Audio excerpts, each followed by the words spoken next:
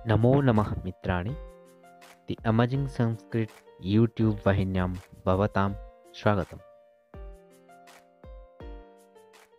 आज मैं इस वीडियो में आपको इंद्रवज्रा छंद के बारे में बताऊंगा। इंद्रवज्रा छंद किसे कहते हैं, इस इंद्रवज्रा छंद का क्या लक्षण है, उसका उदाहरण क्या है, उसको किस तरह से उच्चारण करना चाहिए, ये सारे बातें हम इस वीडियो में जानेंगे।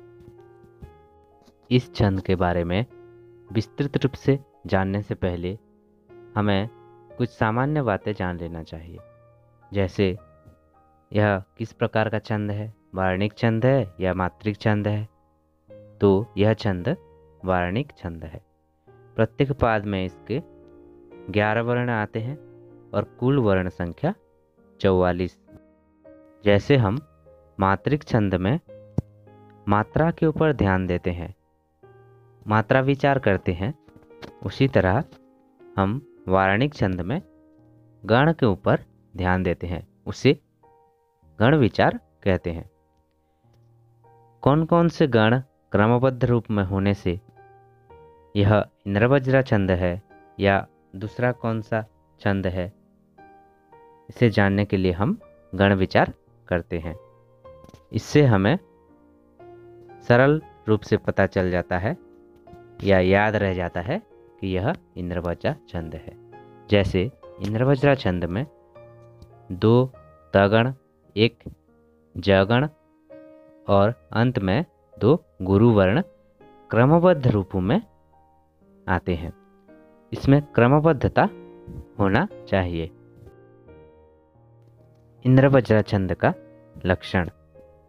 स्यादिन्द्रवज्रा यदि तौ यगौगः। इंद्रवज्रा छन्दः स्यात् यदि तस्मिन् तौ यगौ गः भवति। अर्थात वह छंद इंद्रवज्रा छंद कहलाएगा जहाँ पर तौ यगौ गः होगा। तौ यगौ गः का क्या मतलब है? तौ मतलब 2 तगण। त शब्द का प्रथमा द्विवचन होता है तौ, इसका मतलब है 2 तगण। उसी तरह यगो का क्या मतलब है? यगो का मतलब है 1 यगण और 1 गुरुवर्ण। ज का मतलब यगण, ग का मतलब गुरुवर्ण। जैसे हम राम और श्याम को एक शब्द में बोलें तो राम श्यामौ होता है। उसी तरह यगण और गुरुवर्ण को एक ही शब्द में यगौ कहा गया है। उसी तरह गह का मतलब है 1 गुरुवर्ण। तो इस तरह से इसका लक्षणार्थ निकलता है कि यदि किसी श्लोक में प्रत्येक पाद में 2 तगण, 1 जगण और 2 गुरुवर्ण क्रमान्वय में हैं तो वह इंद्रवज्रा छंद है।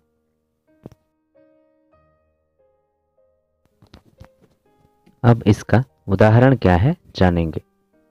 इसका उदाहरण है अर्थो ही कन्या परकीय एव तामद्य संप्रेष्य परिग्रहीतुः जातो ममायं विशदः प्रकामं प्रत्यर्पितन्यास इवांतरात्मा।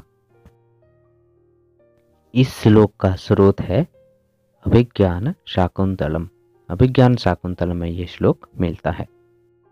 अब इसको कैसे उच्चारण करते हैं ये जानेंगे।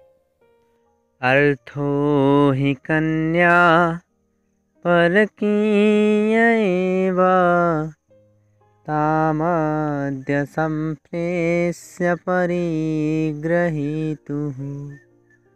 जातो ममायं विशदः प्रकामं प्रत्यर्पितन्यास इवांतरात्मा।